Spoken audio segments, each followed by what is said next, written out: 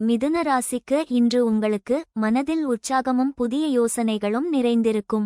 வேலையில் உங்கள் தொடர்பு திறனும் புத்திசாலித்தனமும் முன்னேற்றத்திற்கு உதவும். ஆனால் கவனச்சிதறலை தவிர்க்கவும்.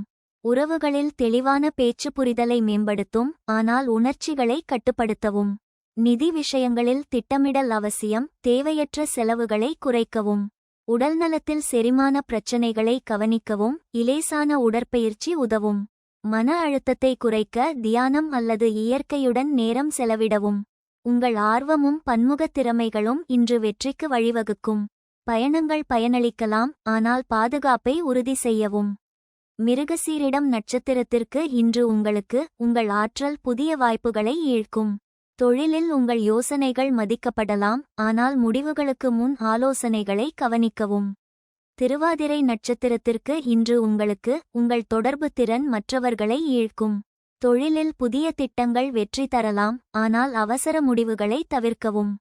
புனர்பூசம் நட்சத்திரத்திற்கு இன்று உங்களுக்கு உங்கள் ஆக்கப்பூர்வமான யோசனைகள் பலனளிக்கும்.